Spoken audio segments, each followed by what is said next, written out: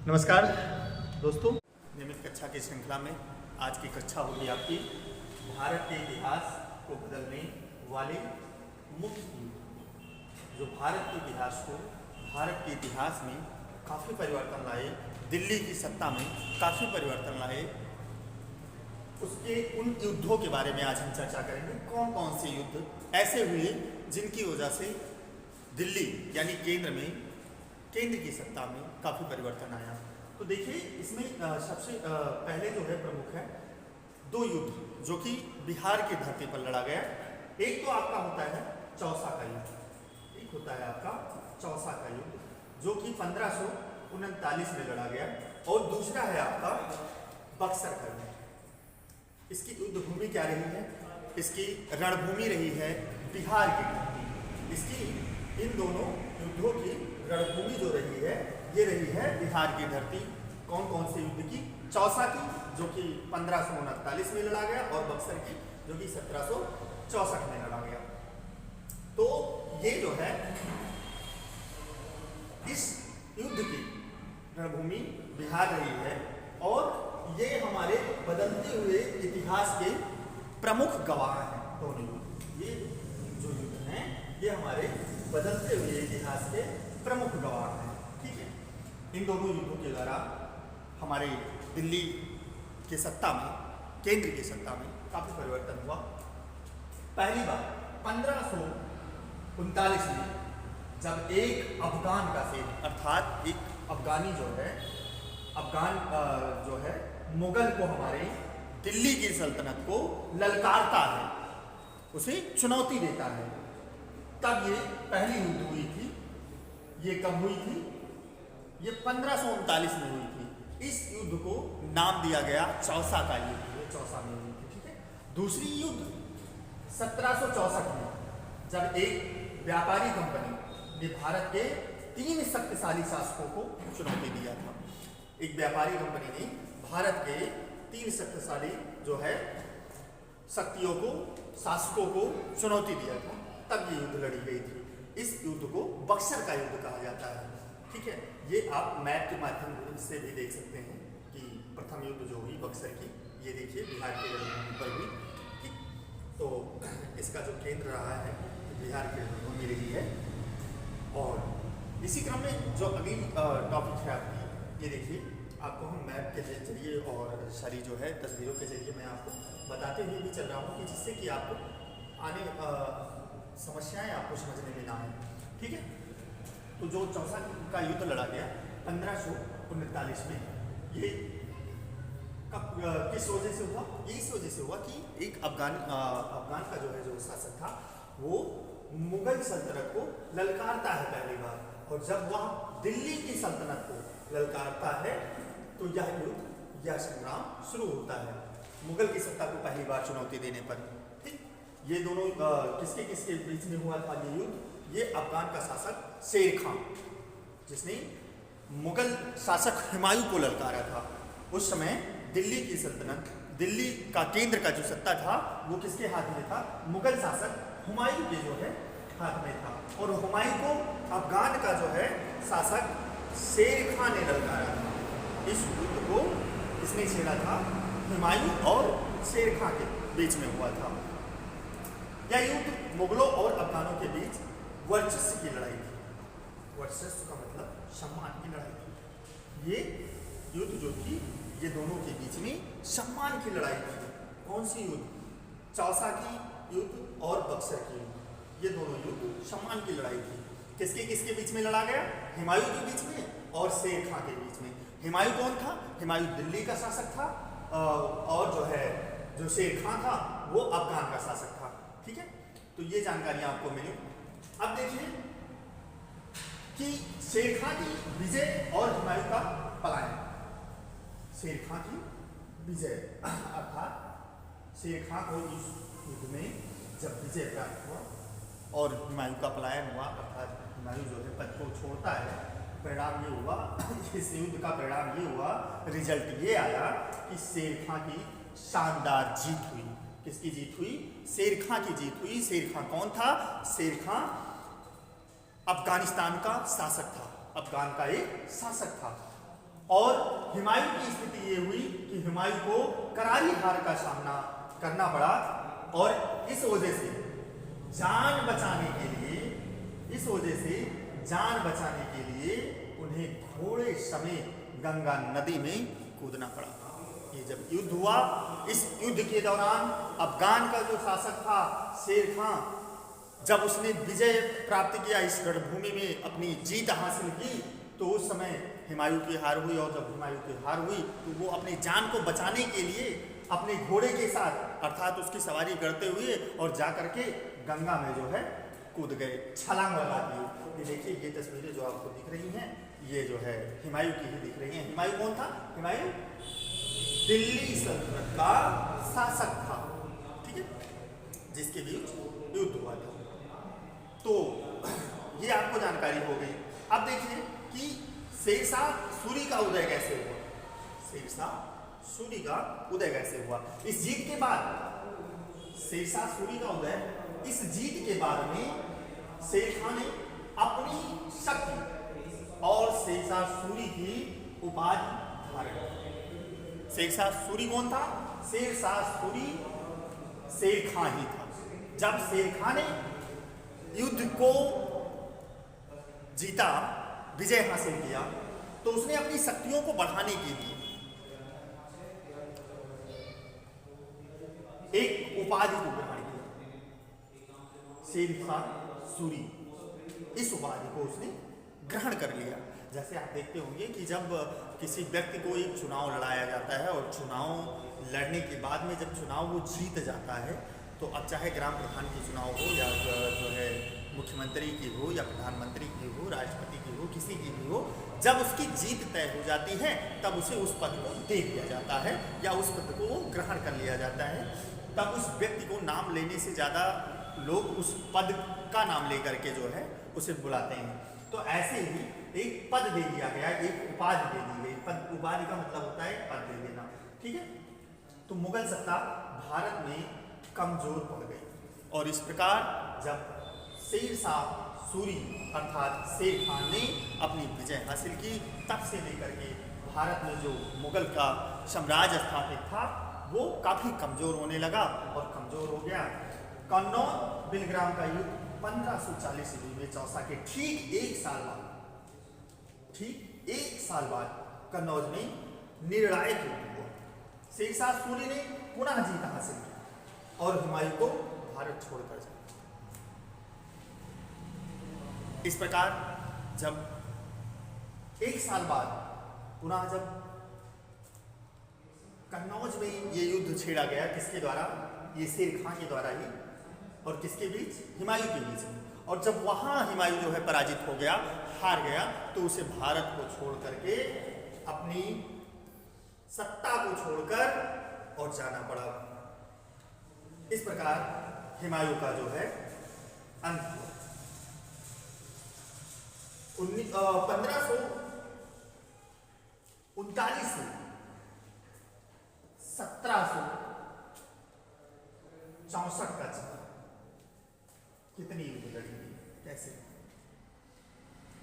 तो अफगान की शक्ति 1539 में आपको अभी पहले बताया गया कि इसकी शक्ति का जो है आगमन हुआ हमारे भारत में, हमारे दिल्ली में केंद्र की सत्ता में। 2 शताब्दियों के बाद बक्सर के उसी क्षेत्र में इतिहास ने खुद को दोहराया, लेकिन इस बार दुश्मन कोई स्थानीय शासक नहीं बल्कि 7 समंदर से आए व्यापारी थे। इस बार आपसी लड़ाई नहीं हुई थी। इस बार कैसी लड़ाई हुई? इस बार लड़ाई उनसे हुई जो 7 समंदर के पार से आए हुए थे मुगल की वापसी के बाद में। और ये 7 समंदर के पार से कौन आया था? ये 7 समंदर के पार से आए थे अंग्रेज। अंग्रेजों का आगमन कब हुआ था? अंग्रेजों का आगमन 1764 ईस्वी में हुआ था। कब हुआ था? 1764 में हुआ था। इस प्रकार जब मुगलों की वापसी हुई, मुगल का अंत हुआ, तब हमारे भारत पर जो है अपनी सत्ता को स्थापित करने सात समंदर के पार से जो है अंग्रेजों का आगमन हुआ और यह संग्राम फिर से छेड़ा गया। बक्सर का युद्ध 1764 में औपनिवेशिक युग का आरंभ था। वर्ष 1764 में जो लड़ाई लड़ी गई थी वह भी जो है बिहार में, यानी बिहार के बक्सर में हुई थी। आप तस्वीरों के माध्यम से भी देख सकते हैं। तो ये युद्ध केवल युद्ध नहीं था, बल्कि भारतीय नवाबों और ईस्ट कंपनी के बीच में अंतिम शक्ति परीक्षण था। ईस्ट कंपनी जो आई थी, जो विदेशी कंपनी आई थी, उसके बीच में और भारतीय नवाबों के बीच में ये उनके शक्ति का परीक्षण था कि दोनों में ताकतवर अधिक हो। इस शक्ति का परीक्षण था। यह युद्ध कब हुआ था? ये हुआ था 1764 में।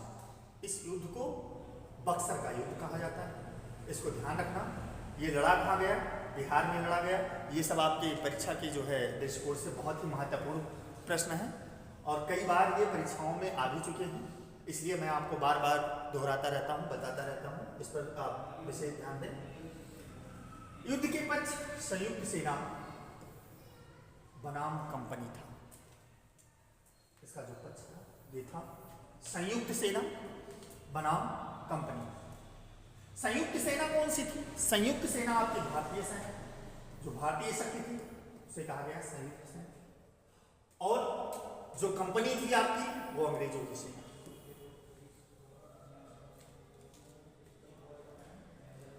ये लड़ाई किसके किसके बीच में हुआ? ये मीर कासिम बंगाल का नवाब, शुजाउद्दौला अवध का नवाब और शाह आलम द्वितीय मुगल सम्राट। इसका जो नेतृत्व कर रहा था, जो इसको गाइड कर रहा था, इस युद्ध को गाइड करने वाला कौन था? गाइड करने वाला था हेक्टर मुनरो। एक अंग्रेज का जो शक्ति था वो इस युद्ध को गाइड कर रहा था, इसका नेतृत्व कर रहा था। और उसका क्या नाम था? उसका नाम था हेक्टर। उसका नाम था हेक्टर मुनरो। इस नाम को याद रखो। इसको गाइड करने वाला था हेक्टर मुनरो। किसको?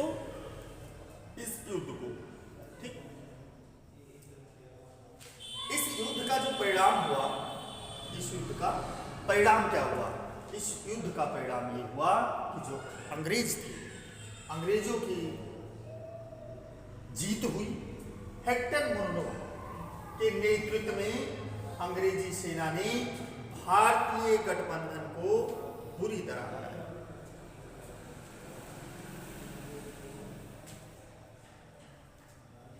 इस जीत प्लासी की 1757 से भी अधिक महत्वपूर्ण थी, क्योंकि इसने अंग्रेजों की सैन्य सुरक्षा जो सेना थी वो श्रेष्ठता सिद्ध कर दी, अर्थात अपने आप को अत्यधिक शक्तिशाली पेश कर दी थी कि जो हमारी भारतीय सेना है, हमारी भारतीय सेना की तुलना में जो अंग्रेजों की सेना है ये सच में वाकई में अधिक शक्तिशाली। यह चीजें सिद्ध कर दी गई थी प्लासी के युद्ध में।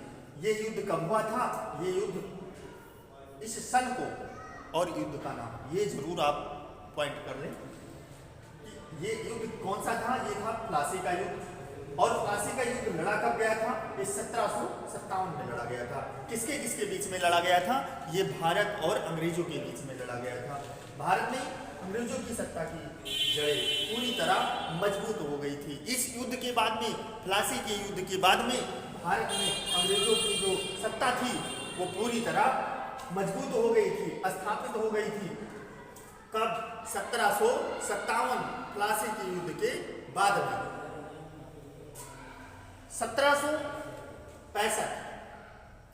1765 में इलाहाबाद की संधि और दीवानी अधिकार के युद्ध के बाद 1765 में ऐतिहासिक इलाहाबाद की संधि हुई।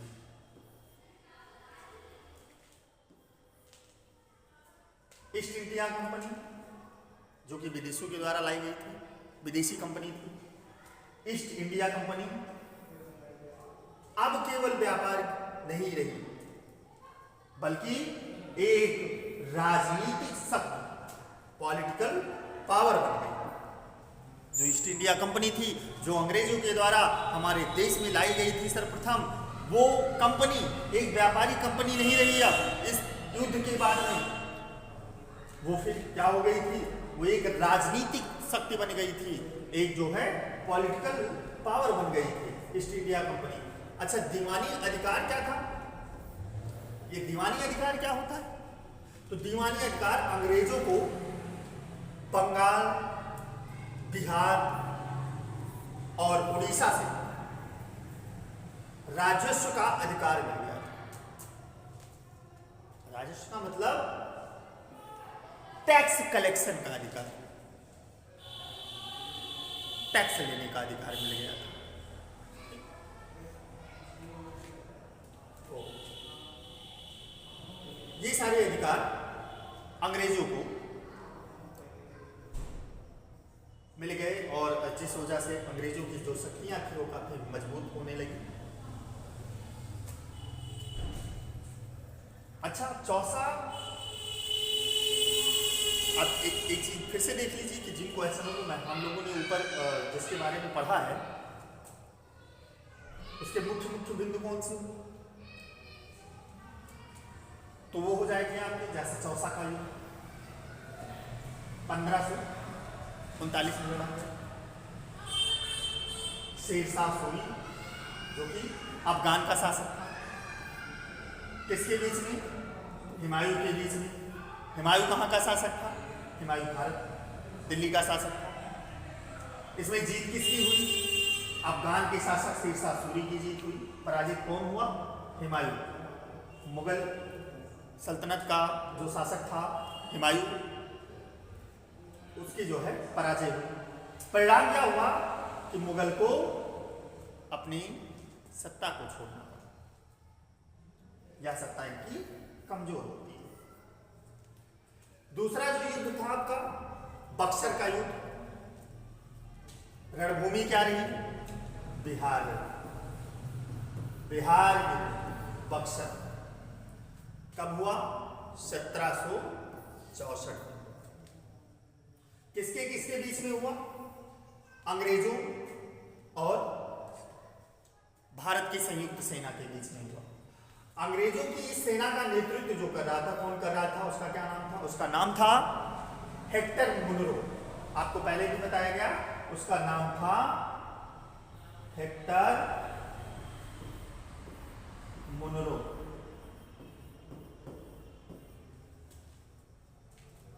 किसके बीच में युद्ध लड़ी गई थी? भारतीय संयुक्त सेना के बीच में लड़ी गई थी। ये कौन कौन से? संयुक्त सेना इसलिए कहा जाता है क्योंकि कई जो सत्ताधारी थे, कई राजाओं ने मिलकर के इस युद्ध को लड़ा था, इसलिए इसको संयुक्त सेना कहा जाता है। अब ये राजा कौन कौन से थे?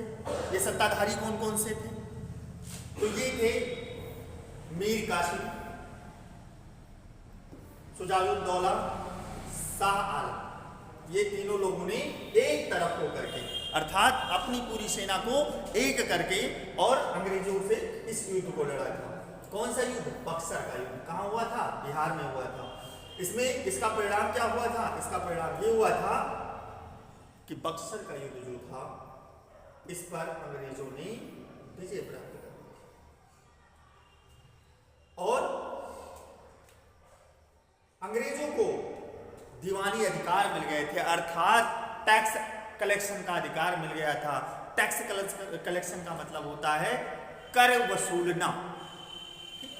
कर वसूलने को ही अंग्रेजी में टैक्स कलेक्शन कहते हैं। तो ये अधिकार कब मिला था? ये बक्सर के युद्ध के बाद में अंग्रेजों को ये अधिकार मिल गया था। अब आपके परीक्षा में जो परीक्षा की दृष्टि से महत्वपूर्ण प्रश्न है ये है आपका कि चौसा का युद्ध 1539 में लड़ा गया। इसके बीच में शेरशाह सूरी ने हुमायूं को हराया था। शेरशाह सूरी और हुमायूं के बीच में लड़ा गया। जान बचाने के लिए हुमायूं ने अपने घोड़े के साथ में गंगा जी में छलांग लगा दिया था, कूद गए थे। बक्सर का युद्ध 1764 में लड़ा गया। किसके बीच में? हेक्टर मुनरो और हमारी भारतीय संयुक्त सेना के बीच में लड़ा गया। हार किसकी हुई? संयुक्त सेना की हुई। इसमें जीत किसने हासिल किया? हेक्टर मुनरो अंग्रेजी शासक ने जीत हासिल किया था। इसका परिणाम ये हुआ था कि बक्सर में इसे इस युद्ध में जीतने के बाद में कर वसूलने का अर्थात राजस्व वसूलने का कानूनी अधिकार मिल गया था। ये परिणाम आपके इन युद्धों के हुए। ठीक है, तो आज की कक्षा यही समाप्त करेंगे और अगली टॉपिक हम पुनः आप लोगों के बीच में कल लेकर के आएंगे। लगे रहिए इसी तरीके से और विजय आपके हाथों में होगी। जिस तरीके से आपको आज मैंने युद्धों के बारे में बताया है, ये संग्राम भी आपका है कि आज आपको वर्दी से और बुक से फाइट करनी है। बुक पर इतनी ताकत लगा देनी है कि वर्दी आपके कंधे पर स्वयं आ जाए। तो देखिए, आप लोगों ने अब तक की जानकारी के हिसाब से आप लोगों ने पढ़ा कि चौसा का युद्ध कब हुआ, किसके बीच हुआ, उसका जो रिजल्ट आया, जो परिणाम आया वो क्या आया, ये सारी जानकारियाँ हो गई। अब आपके परीक्षा को दृष्टिगत रखते हुए उससे जो महत्वपूर्ण क्वेश्चन आपके बनने वाले हैं, किस तरीके से बनने वाले हैं, ये क्वेश्चन आपके सामने है। तो जैसे इसमें से क्वेश्चन ये बन सकता है कि नंबर 1, चौसा के युद्ध में हुमायूं को किसने हराया? चौसा के युद्ध में हुमायूं को किसने हराया? तो आप जानते हैं कि चौसा का जब युद्ध हुआ तो हुमायूं किसके बीच में हुआ? हुमायूं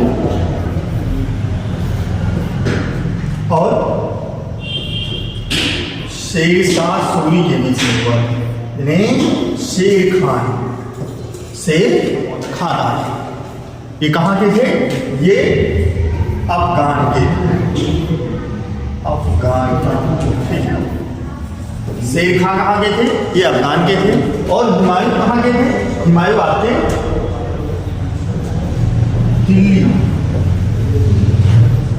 दिल्ली के बादशाह थे, मुगल साम्राज्य की ये दिल्ली के बादशाह थे हुमायूं। तो इन दोनों के बीच में युद्ध हुआ और इसमें जो परिणाम निकल करके आया, इसमें शेर खान की जो है विजय हुई, इसमें पराजय हुमायूं की हुई। और शेर खान को इस जीत के बाद में एक उपाधि दी गई। कौन सी उपाधि दी गई? उपाधि दी गई शेरशाह सूरी। शेरशाह सूरी कहा जाने लगा। किसको? शेर खान। तो ये क्वेश्चन आपका क्लियर हुआ कि चौसा का युद्ध हुमायूं और शेर खान के बीच में हुआ। दूसरा क्वेश्चन है आपका कि बक्सर के युद्ध में अंग्रेजों से सेनापति, अंग्रेजों से का मतलब अंग्रेजों का सेनापति कौन?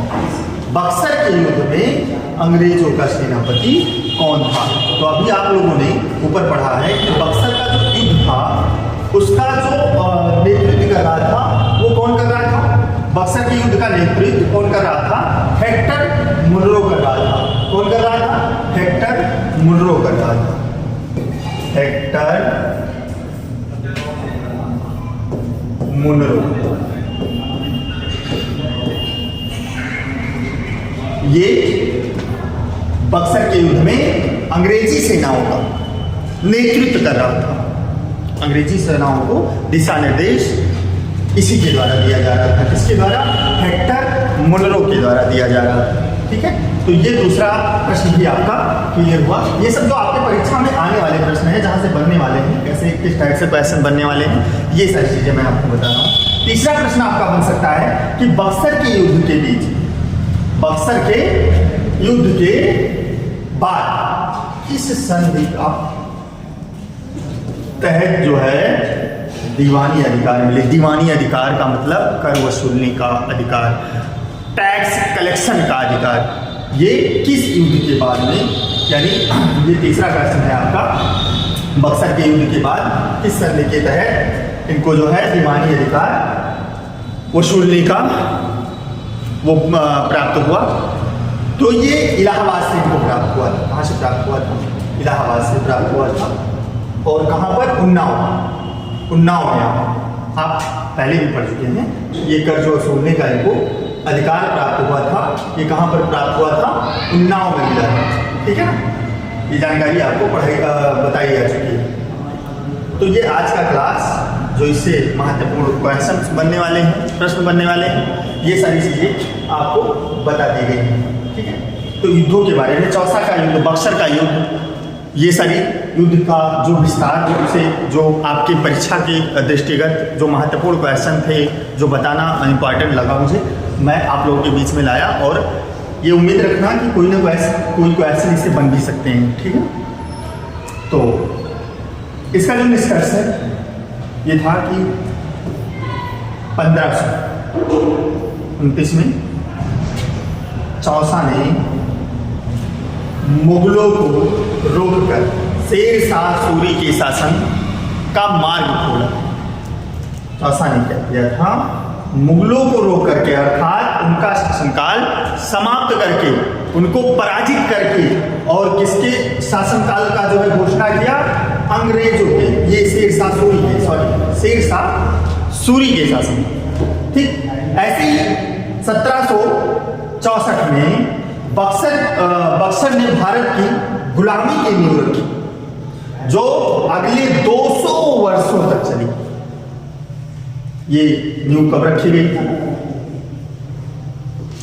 1764 में रखी गई थी। और ये गुलामी चली कब तक? 200 वर्षों तक चली। कब तक चली? 200 वर्षों। ये दोनों युद्ध भारतीय इतिहास के निर्णायक मोड़ थे। भारतीय इतिहास में सबसे बड़ा बदलाव लाने वाला अगर कोई युद्ध था तो यही दोनों युद्ध था। कौन कौन सा? नंबर 1 चौसा का युद्ध, और नंबर 2 बक्सर। चौसा का युद्ध कब हुआ था? 1539 में। बक्सर का युद्ध कब हुआ? 1764। ये चीजें याद है। तो आज की कक्षा में इतना ही, और पुनः कल हम आप लोगों के बीच में उपस्थित होंगे उत्तर प्रदेश की